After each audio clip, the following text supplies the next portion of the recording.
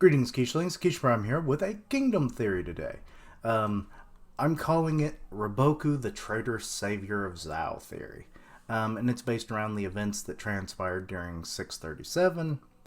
And while I was talking about uh, discussing all of this with my buddy Richard, that's where the idea spurned from.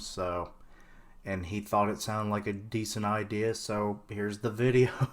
But yeah, to kind of kick all this off, uh, gonna talk about King Tojo. He's a monster. um, some of the things being that he refused his top general's request, twice, mind you, for reinforcements of the 100,000 elite soldiers that are guarding the capital. Once even to Riboku's face. So, disrespect right there. His total general lack of care for his citizens, he was like, nope, they can all die. We can all hold up in here forever, couple decades, I'll be dead probably, so I don't care. That's kind of his take on this war and his citizens. He doesn't care. And his general predatory behaviors that he has in those bath scenes. Yeah. No. um, yeah. So he needs to get getting rid of. Yeah. We need a new king. Like, forever ago. But yeah. Which is what we're going to talk about today. But anyway, the general setup for this is like earlier in the Western Zhao invasion arc, chapter 517, Tojo basically told Riboku that if the city of Gyo falls, Riboku would be brutally killed as a punishment. Yeah, I think it was like cut him up into pieces and everything. And he says this like as a slight as Riboku's leaving the throne room after being declined for reinforcements a second time. So it was very probably just off the top of his head. And just a little side note here is that this is also when we meet the crown prince of Zhao, Prince Ka, for the first time. More on this, why he's important later, for reasons. As of chapter 634, Gyo fell. The citizens finally had enough. They were too hungry. They overthrew the guards, went out the gates, all that stuff. Brutal scene. And then by chapter 637, the royal decree by Tojo has finally reached Riboku on the battlefield, where he is to be arrested by the Royal Seal Cavalry. Weird name, don't know why they're called that, other than they're, literally of the Royal Seal. They pass on judgments of the king, I don't know. But anyway, so yeah, that finally goes. They essentially handcuff him and then cart him off back to Kanton for his punishment, which is at an unspecified time. But now with all that out of the way, you know the situation that has led up to this theory. Yeah, basically the theory as it stands is simply put, and I know to most of the big Kingdom fans, this is going to be a little hard pill to swallow given Hara's treatment of this main character for this theory, and that is Kane. Kane can't get a win. I want her to have a win.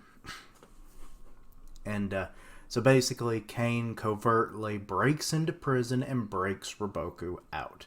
Now, I could see her like kind of going in, like either knocking out the guards because, she doesn't want to become a traitor herself. And we even saw like her like initiative in when he was being arrested. She was about to kill those guards. She was drawing her sword until she got like it was a needle thing to the neck. So, yeah. So she's got the initiative, and she's very loyal to her master. So this is within her character. So anyway, so either she knocks out the guards or she kills them if resistance is just the only thing she's being confronted with. I mean, she's trying to prison break, so of course. But they could form a group, a small posse of sorts, after Riboku is broken out. Any guard that actually sees the the unjust nature of the king, by locking up the uh, great what is the three great generals of Zhao, locking up one of them when a war is going on. For God's sakes, it's like it's kind of a weird situation. So they'd be like, "Why isn't he out on the battlefield?" They probably don't even know what happened in the, throne room, of course. But so they would probably side with Riboku. So they start gaining up a small ragtag group of like Riboku and Prince Ka loyalists, and then they then do a stealthy mission that is the target is to kill King Dojo. Yes, which then allows Prince Ka to take the throne as the new king and a better one in general. Um, the and then from there, it's they would probably peg the assassination on a neighboring country because you don't want it to seem like there's internal affairs and cause a civil war. So yeah, and plus it's something that probably happened during the Warring States era a lot. But yeah, so they either peg it on another country, probably one that's not even involved in this arc, just to cause a problem later in the series. That would be fun. Or they just make it look like an accident. That's also a thing. You kill your monarch and make it look like an accident, and it helps curb any internal affair problems from stemming from that. But finally now, we've got the preferred ruler on the throne. Riboku does seem to respect Prince Ka because, like, he actually, like, supports Riboku. He, totally disagrees with his father's, like, refusal. He was like, it's like, I even apologize for that. And it's like, he cares for the citizens. He even goes as far as he would, like, pull an Issei at the city of Sai during the Coalition arc. Coalition War arc. And there was like, I would do that, like to go into the battlefields to rally his men, his soldiers and stuff. And Riboku's like, no, I'll do everything I can to prevent that from needing to happen, but I do thank you. So there's some respect there. There's support there. So it would just be better for him to be on the throne. Yeah. So anyway, Riboku would then take this chance now that he's got the full support of the new king. He would then take this and just go full on into the next conflict and reclaim his honor. Because, I'm sure he might take it as a, it's like, I did help orchestrate to kill my king. I've dishonored my country. It's like, be it that no one knows, or very few people know, but still it happened. He might have it on his conscience. So he will do everything he can to reclaim that honor and make Zhao a stronger military force and, defeat all of its enemies. And then, in essence, Riboku then becomes the secret saver of Zhao, saving the nation from bad leadership. Essentially saving it from itself.